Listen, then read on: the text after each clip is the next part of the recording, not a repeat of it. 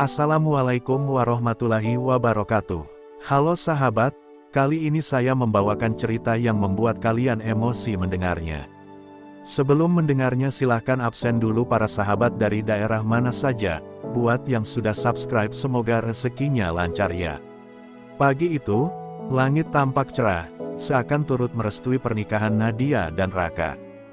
Dari kamar rias sederhana di belakang rumah besar keluarga mempelai pria, Nadia menatap cermin. Gaun putih berhias rendah halus membalut tubuhnya, sementara kerudung tipis jatuh anggun di bahunya. Di dalam hatinya, ada campuran bahagia dan gugup. Sejak kecil, ia tak pernah membayangkan akan menikah dengan seorang perwira TNI yang gagah, apalagi berasal dari keluarga terpandang. Namun di balik kebahagiaan itu, ada rasa getir. Ia tahu, ada seseorang yang berharap hari ini tak pernah terjadi. Orang itu adalah Bu Ratna, ibu kandung Raka. Sejak awal, wanita itu terang-terangan menolak pernikahan ini. Kamu cuma lulusan SMP. Anak saya pantas dapat yang lebih. Kata-kata itu pernah melukai hati Nadia. Tapi Raka bersikeras, cinta mereka tak akan dikalahkan oleh status atau pendidikan. Nadia mencoba mengabaikan tatapan menusuk itu setiap kali bertemu calon mertuanya. Ia percaya, waktu akan meluluhkan hati yang keras.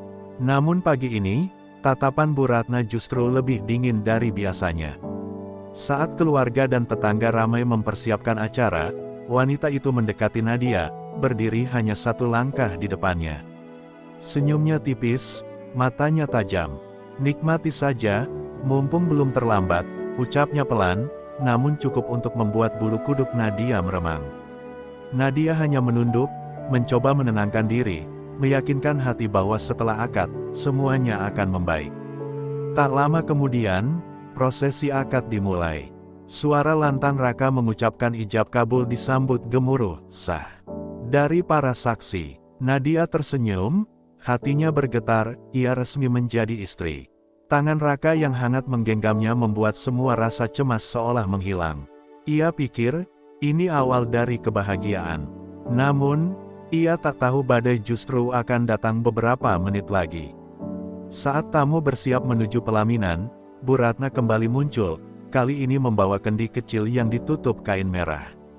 Ini tradisi keluarga, katanya dengan nada datar. Nadia sempat ingin bertanya, tapi sebelum sempat bersuara, cairan hitam pekat menyembur ke wajah dan gaunnya. Bau busuk menyengat menusuk hidung, membuat para tamu terperangah. Astagfirullah, teriak seseorang. Gaun putih yang tadi begitu anggun kini ternoda kotoran yang mengalir dari kepala hingga kaki Nadia. Ruang itu seketika menjadi bisu. Semua mata memandang, sebagian merekam dengan ponsel, sebagian lain berbisik tak percaya. Nadia berdiri kaku, air matanya jatuh bercampur comberan di pipinya. Ia ingin berlari, ingin bersembunyi, tapi kakinya tak mau bergerak.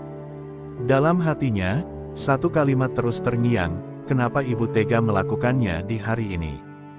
Dan di sanalah, di tengah rasa malu yang membakar, sebuah tekad mulai tumbuh, hari ini juga, harga dirinya akan ia bela. Nadia dibawa masuk ke kamar rias oleh beberapa sepupu perempuan yang panik.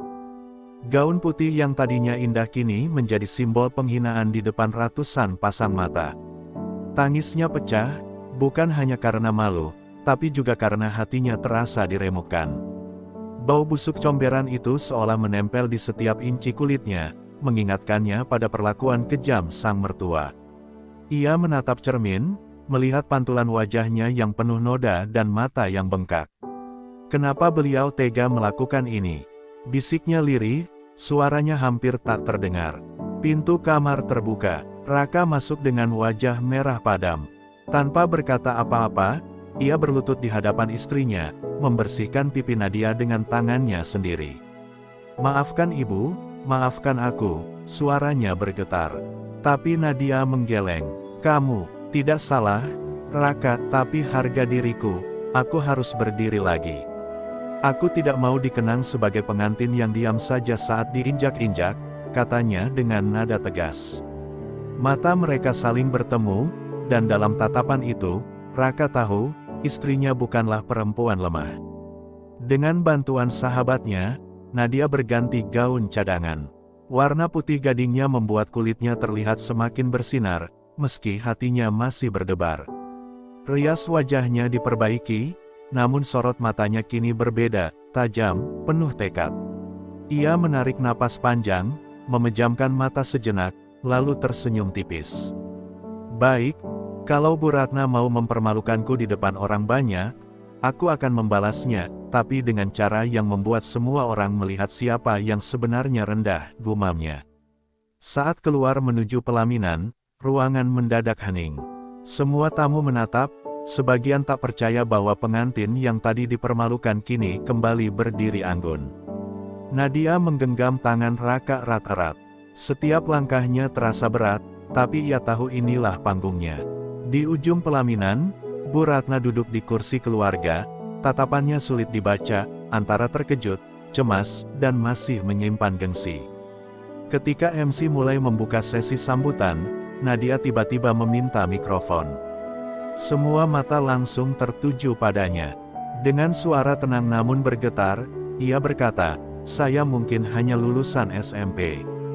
Tapi hari ini saya ingin semua orang tahu, pendidikan bisa diukur dari ijazah, tapi akhlak diukur dari hati.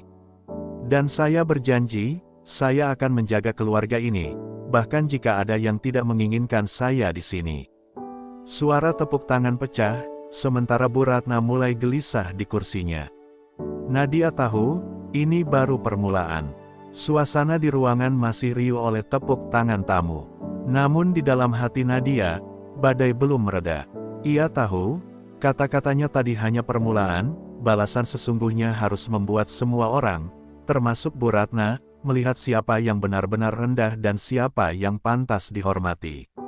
Raka, yang duduk di sampingnya, menggenggam tangan istrinya erat, memberi isyarat bahwa apapun yang ia lakukan, ia akan mendukungnya. Kesempatan itu datang ketika sesi sambutan keluarga dimulai. MC memanggil Bu Ratna untuk memberikan pesan dan doa bagi kedua mempelai. Bu Ratna berjalan pelan menuju mimbar, mencoba menjaga wibawanya meski tatapan tamu menusuk dari segala arah. Saat berdiri di depan mikrofon, ia tersenyum tipis, mulai bicara tentang kebanggaan pada anaknya, tanpa menyebut nama Nadia sama sekali. Tamu-tamu mulai berbisik, menyadari dinginnya sambutan itu. Nadia berdiri dari kursinya, melangkah ke arah mimbar. "Maaf, Bu, boleh saya tambahkan sedikit?" ucapnya sopan. Tanpa menunggu jawaban, ia berdiri di sisi Bu Ratna, memegang mikrofon. "Hari ini adalah hari terindah saya, atau seharusnya. Tapi saya percaya, keluarga yang baik akan saling menjaga. Dan karena saya yakin kita adalah keluarga, saya ingin memberi hadiah istimewa untuk Ibu." Pandangan semua orang terarah ke mereka, suasana menegang. Seorang sahabat Nadia membawa sebuah kotak besar yang telah ia siapkan. Kotak itu berisi foto-foto kenangan Raka sejak kecil hingga dewasa, dirangkai indah dengan tulisan, "Terima kasih telah melahirkan pria terbaik dalam hidupku." Tamu-tamu tersentuh, beberapa menghela napas haru. Nadia menyerahkan kotak itu dengan kedua tangan sambil berkata, "Saya mungkin tidak sempurna di mata Ibu, tapi saya akan berusaha mencintai Ibu seperti saya mencintai Raka." Tangis Bu Ratna pecah di hadapan semua tamu. Rasa bersalah membanjiri hatinya, mengingat bagaimana ia mempermalukan Nadia hanya karena status pendidikan. Tepuk tangan tamu menggema, kali ini bukan hanya untuk pengantin, tapi untuk keberanian seorang menantu yang membalas hinaan dengan kemuliaan hati. Di pelaminan, Raka memeluk istrinya erat, ia tahu, hari itu, Nadia bukan hanya memenangkan cintanya, tapi juga memenangkan harga dirinya. Setelah momen di pelaminan itu, suasana pernikahan berubah drastis. Tamu-tamu yang sebelumnya sibuk berbisik kini memuji keberanian dan ketulusan Nadia. Senyum mereka tulus, bahkan beberapa orang tua menepuk pundaknya sambil berbisik, "Kamu perempuan kuat, Nak." Tapi di sisi lain, Bu Ratna duduk terdiam, matanya sembab, pikirannya penuh kilasan kejadian beberapa jam lalu, saat tangannya sendiri yang menyiramkan comberan ke gaun pengantin menantunya. Raka mendekat kepada ibunya, "Bu, Nadia tidak pantas menerima itu. Kalau Ibu ingin melindungi keluarga, caranya bukan dengan merendahkan orang lain, ucapnya pelan namun tegas. Kata-kata itu menusuk hati Bu Ratna, karena untuk pertama kalinya anaknya berbicara seperti itu padanya. Ia menunduk, menahan air mata yang hampir tumpah lagi. Dalam hatinya, ada rasa malu yang jauh lebih menyakitkan daripada gengsi yang ia pertahankan selama ini. Di tengah acara, Nadia datang menghampiri dengan senyum kecil. "Bu, ayo kita foto bersama. Saya mau simpan kenangan indah ini." Nada suaranya tulus, seolah semua yang terjadi sudah ia maafkan. Bu Ratna tertegun. Bagaimana mungkin perempuan ini, yang ia permalukan di depan banyak orang, masih bisa mengajaknya berfoto tanpa sedikit pun nada sinis. Rasanya dada Bu Ratna sesak, seperti ada batu besar yang menekan dari dalam. Saat kamera siap mengambil gambar, Bu Ratna tak kuasa lagi menahan diri. Ia memeluk Nadia erat di hadapan semua orang, tangisnya pecah. "Maafkan ibu, nak, ibu salah. Ibu, terlalu buta menilai orang dari ijazahnya," ucapnya terbata-bata. Suasana hening sejenak sebelum terdengar suara haru dari para tamu. Beberapa orang bahkan menitikkan air mata, menyaksikan pelukan dua perempuan yang sebelumnya seperti musuh itu. Nadia membalas pelukan itu dengan hangat. "Tidak apa-apa, Bu. Kita semua belajar, dan saya akan berusaha menjadi menantu yang ibu banggakan," ucapnya pelan. Tepuk tangan tamu menggema, tapi bagi Nadia, suara itu tak seberapa dibanding rasa lega di hatinya. Ia tahu, hari ini ia bukan hanya menjadi istri Raka, tapi juga berhasil memenangkan hati mertuanya, dengan cara yang tak akan pernah terlupakan. Seminggu setelah pernikahan, suasana rumah Bu Ratna terasa berbeda. Tak ada lagi tatapan sinis, tak ada bisik-bisik merendahkan. Nadia yang biasanya merasa gugup ketika datang, kini disambut hangat. Bu Ratna bahkan menyambutnya di pintu dengan senyum, membawakan teh hangat dan kue kesukaannya. Perubahan itu begitu drastis, membuat Raka tersenyum lega melihat ibunya mulai melepas gengsi.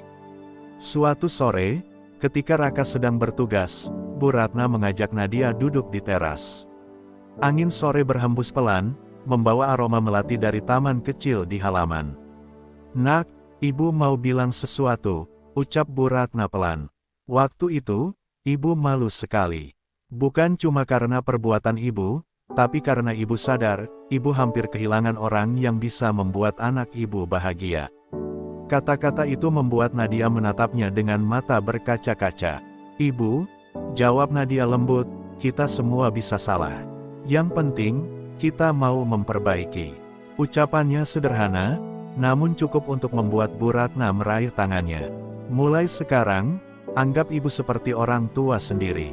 Dan kalau ada yang merendahkan kamu karena pendidikan, biar ibu yang berdiri di depan membelamu," janji Bu Ratna dengan tatapan tulus.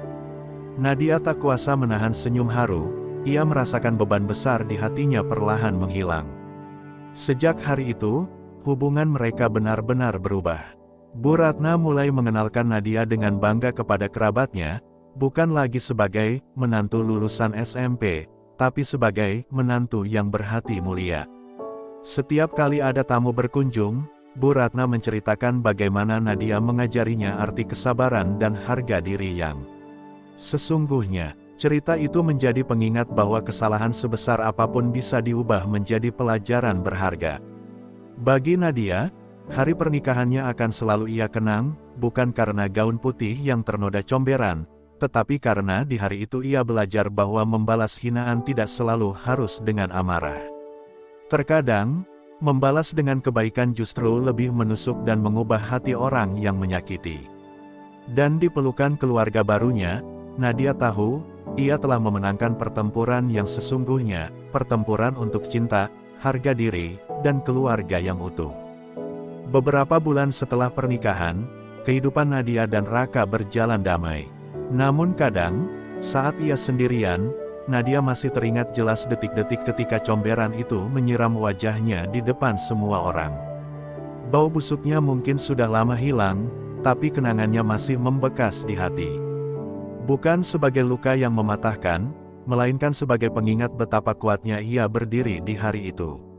Suatu malam, Ketika keluarga sedang makan malam bersama, Bu Ratna tiba-tiba terdiam. Ia menatap Nadia lama, lalu berkata, "Nak, setiap malam ibu berdoa, minta ampun pada Tuhan karena pernah menghina kamu. Dan ibu bersyukur, Tuhan mengirim kamu untuk mengajarkan ibu apa arti keluarga yang sesungguhnya." Suaranya bergetar, membuat suasana meja makan menjadi hening. Raka menatap ibunya dengan senyum penuh rasa bangga. Nadia tertegun, namun ia tersenyum. "Bu, saya juga bersyukur. Kalau bukan karena hari itu, mungkin kita tidak akan sedekat ini sekarang. Saya percaya, semua yang terjadi ada maksudnya." Kata-kata itu membuat mata Bu Ratna berkaca-kaca. Ia meraih tangan Nadia, meremasnya dengan hangat, seolah ingin memastikan bahwa ikatan ini tak akan pernah lagi retak oleh gengsi atau prasangka. Seiring berjalannya waktu, hubungan mereka semakin erat. Nadia tak hanya menjadi menantu, tapi juga sahabat bagi Bu Ratna. Mereka sering menghabiskan waktu bersama di dapur, bercanda sambil memasak, atau sekadar minum teh sore di teras. Para tetangga yang dulu ikut berbisik saat peristiwa memalukan itu kini justru memuji kedekatan mereka, tak pernah menyangka bahwa luka sedalam itu bisa berubah menjadi kasih sayang. Bagi Nadia, kisahnya adalah bukti bahwa harga diri tak diukur dari gelar atau status, melainkan dari cara kita memperlakukan orang lain, bahkan mereka yang pernah menyakiti kita. Dan di setiap malamnya, ia selalu berdoa, bukan lagi untuk membalas dendam, melainkan untuk menguatkan cinta dan ikatan keluarga yang telah diperjuangkannya dengan air mata, kesabaran, dan hati yang tulus. 3 bulan setelah hubungan mereka membaik, Nadia menerima kabar bahwa ia dan Raka diundang ke acara reuni keluarga besar pihak Bu Ratna. Awalnya ia ragu, mengingat masih ada beberapa kerabat yang dulu ikut meremehkannya. Namun Bu Ratna sendiri yang memintanya hadir. "Kali ini, ibu yang akan berdiri di depan membela kamu," katanya dengan nada yakin. Perkataan itu memberi Nadia kekuatan, meski di hatinya ada rasa cemas. Hari acara tiba, gedung megah itu penuh dengan kerabat jauh, sebagian menatap Nadia dengan rasa penasaran. Beberapa di antaranya melontarkan komentar samar yang bernada merendahkan. "Itu menantu yang cuma lulusan SMP, kan?" bisik seorang perempuan parubaya. Nadia mendengarnya, tapi ia memilih tersenyum. Ia sudah belajar dari masa lalu, diam dengan kepala tegak adalah jawaban terbaik. Saat sesi perkenalan keluarga dimulai, Bu Ratna berdiri di podium. Suaranya lantang, penuh kebanggaan. "Inilah menantu saya, Nadia. Dia mungkin tak punya gelar tinggi, tapi ia punya hati yang lebih besar dari siapapun yang saya kenal. Kalau hari ini keluarga kita masih utuh, itu karena kesabarannya." Ruangan hening, lalu disusul tepuk tangan. Nadia terkejut, matanya berkaca-kaca. Ia tak pernah menyangka Bu Ratna akan memujinya di depan banyak orang. Seusai acara, beberapa kerabat yang dulu meremehkannya mendekat, meminta maaf dan mengakui kesalahan mereka. Salah seorang bibi bahkan memeluknya sambil berbisik, "Kamu beruntung punya mertua yang mau berubah." Tidak semua orang seberani Ibu Ratna. Nadia tersenyum, hatinya hangat. Ia tahu, luka lama benar-benar mulai sembuh. Malam itu, sebelum tidur, Nadia memandang Raka yang terlelap di sampingnya. Ia teringat betapa panjang perjalanan mereka, dari comberan yang menghina, hingga tepuk tangan yang memuliakan. "Terima kasih, Tuhan," bisiknya, "karena Engkau mengubah luka menjadi doa, dan doa menjadi keluarga yang kuat." Lalu ia memejamkan mata, yakin bahwa apapun ujian berikutnya, mereka akan menghadapinya bersama. Kehidupan Nadia dan Raka kembali diuji ketika sebuah kabar tak sedap mulai beredar di lingkungan keluarga besar. Seseorang menyebarkan gosip bahwa Nadia menikah dengan Raka hanya demi harta, dan kini mulai mengatur semua keuangan rumah tangga. Berita itu menyebar cepat, bahkan sampai ke telinga Bu Ratna. Meskipun ia kini percaya pada menantunya, rasa khawatir tetap menyelip di hatinya, takut gosip itu benar-benar merusak nama baik keluarga. Suatu sore, Bu Ratna memanggil Nadia ke ruang tamu.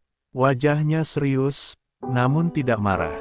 "Nak, ibu tahu ini tidak benar, tapi ibu ingin dengar langsung dari kamu, katanya. Nadia terdiam sejenak, lalu menatap mata mertuanya. Bu, saya tidak menikahi Raka karena harta. Sejak awal, saya hanya ingin membangun rumah tangga yang sederhana tapi penuh cinta. Kalau soal uang, semua yang saya atur adalah untuk memastikan kita cukup, bukan untuk diri saya sendiri. Suaranya tenang, tapi di dadanya, hatinya berdebar kencang. Raka yang mendengar percakapan itu langsung masuk, berdiri di samping istrinya. Bu, gosip ini jelas fitnah. Saya yang memberi Nadia kepercayaan penuh soal keuangan. Dan sejauh ini, hidup kami justru lebih teratur sejak dia mengurusnya, tegasnya. Ucapan itu membuat Bu Ratna menarik napas lega, dan rasa percaya yang ia bangun selama ini semakin kokoh. Beberapa hari kemudian, identitas penyebar gosip itu terungkap, ternyata salah satu sepupu jauh yang dulu terang-terangan tidak setuju dengan pernikahan mereka. Tanpa ragu, Bu Ratna memanggil seluruh keluarga untuk berkumpul. Di hadapan semua orang, ia berdiri dan berkata, siapapun yang mencoba menjatuhkan menantu saya, sama saja melawan saya. Tatapannya tajam, membuat sang penyebar fitnah menunduk malu. Bagi Nadia, pembelaan itu lebih berarti daripada 1000 permintaan maaf. Ia menyadari, hubungan mereka yang dulunya retak kini telah berubah menjadi benteng kokoh yang sulit digoyahkan. Dan malam itu, saat duduk di teras bersama Bu Ratna sambil menyeruput teh hangat, ia merasa bahwa perjalanan panjangnya dari penghinaan hingga pembelaan ini adalah anugerah yang akan ia jaga selamanya. Terima kasih yang sebesar-besarnya untuk semua penonton setia channel ini yang sudah meluangkan waktu menyimak kisah penuh pelajaran ini sampai akhir. Semoga cerita ini tidak hanya menghibur, tapi juga menginspirasi kita semua bahwa kesabaran dan hati yang tulus mampu mengubah kebencian menjadi kasih sayang, dan mengubah musuh menjadi keluarga yang saling mencintai. Saya berdoa, semoga kita semua diberikan kekuatan untuk menghadapi ujian hidup dengan sabar, diberikan keluarga yang rukun, hati yang lapang, dan rezeki yang berlimpah. Semoga Allah SWT selalu melindungi langkah kita, menjaga orang-orang yang kita cintai, dan menjauhkan kita dari fitnah serta prasangka buruk. Jangan lupa untuk selalu mengambil hikmah dari setiap ujian, karena bisa jadi dari luka yang kita alami, Allah sedang menyiapkan kebahagiaan yang lebih besar. Terima kasih untuk dukungan, like, komentar, dan subscribe dari kalian semua. Itu adalah semangat bagi saya untuk terus berkarya. Wassalamualaikum warahmatullahi wabarakatuh.